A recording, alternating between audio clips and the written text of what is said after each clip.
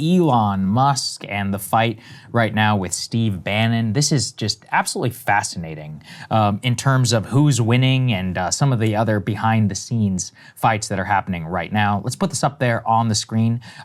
Trump is currently playing MAGA civil war mediator between Steve Bannon and Elon Musk, and has asked Bannon last month that he wants him to sit down with Elon and to hash out their differences. He also asked him to stop a series of blistering attacks on the senior White House advisor and the Tesla CEO. Now, no meeting has actually happened yet, and it's, quote, not clear if one actually will. And all of this is because Musk, he has called Musk, for example, a parasitic illegal immigrant, a truly evil person. He's called him out also in terms of Medicaid cuts, entitlements, the vision on DOGE, just generally whether the, quote, oligarchs in them should be in power. Recently, actually, he replied to a tweet, this was just last month.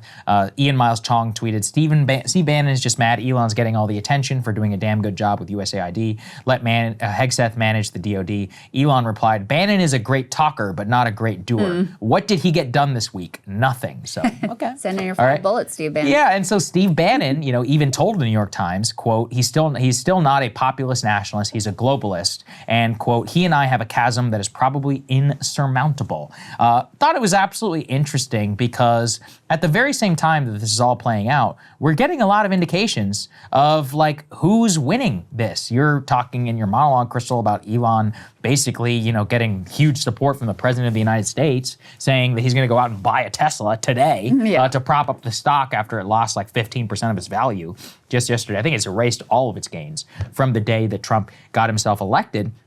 Similarly, right now inside of DOGE, there is a fear that public backlash is, and the PR crisis, basically, that they find themselves in is that they're, quote, searching for wins. So this profile into them is absolutely fascinating. Let's put this on the screen. Quote, turmoil within DOGE spills into public view as Musk's group confronts a PR crisis.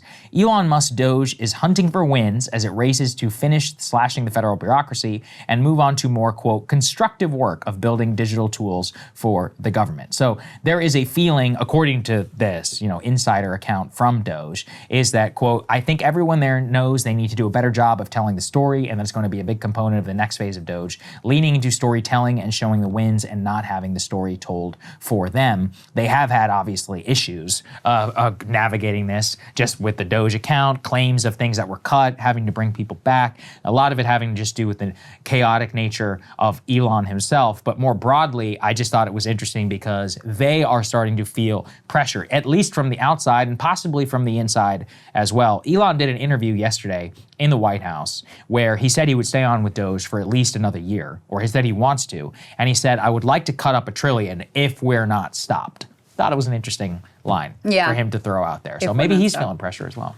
Yeah, very interesting. And those quotes that the Washington Post got, they actually got leaked audio. So it's not like a, you know, someone in the room claimed blah, blah, blah. They actually, you know, they had the transcript. They were able to listen to the audio to get quotes like, I need wins to defend, and to really get a sense of the fact that there is a bit of an internal freak out at DOGE because they realize that the, you know, they're looking at the polls. They see that people are moving on from the general support of like, oh, yes, let's trim the government, let's trim the fat, let's root out the waste, fraud, and abuse, to their more specific experience with the federal government, and also just the chaos of this and the lies that they've gotten caught in and all of those sorts of things.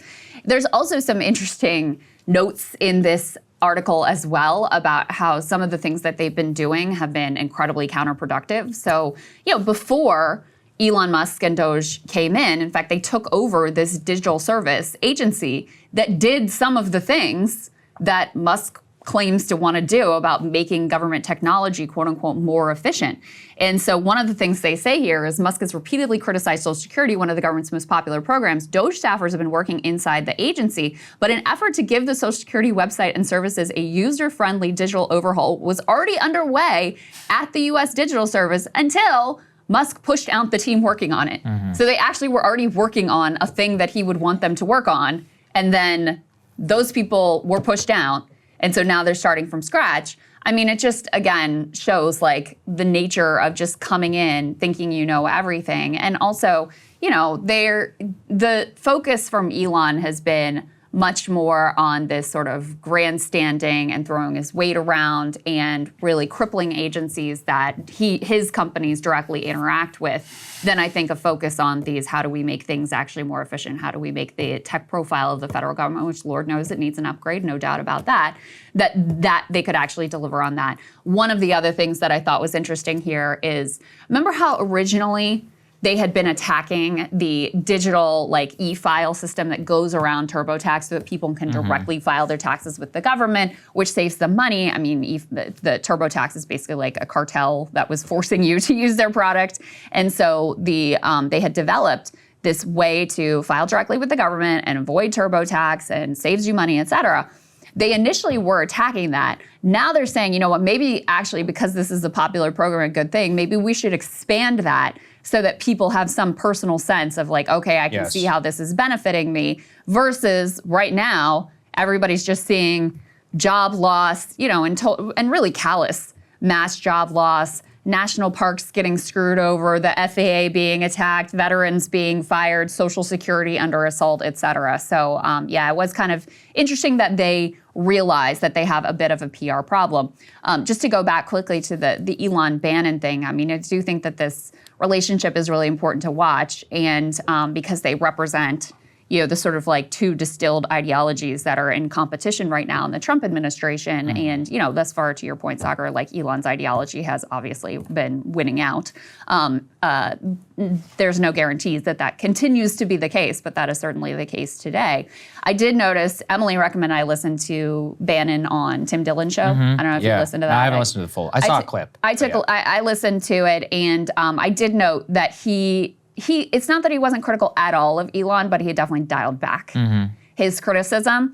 And it was before we got this news that Trump had a talking like, oh, you guys need to sit down and work it out. So I felt like some message had already been sent of like, okay, this is, you know, you got to stop calling him a parasitic illegal immigrant, these sorts of things. Well, maybe you're right. Maybe he's right. You know. And also he called South Africans white South Africans the most racist people on the planet as well, which I also enjoyed. Yeah, it was definitely amusing. Hey, if you like that video, hit the like button or leave a comment below. It really helps get the show to more people. And if you'd like to get the full show ad-free and in your inbox every morning, you can sign up at breakingpoints.com. That's right. Get the full show, help support the future of independent media at breakingpoints.com.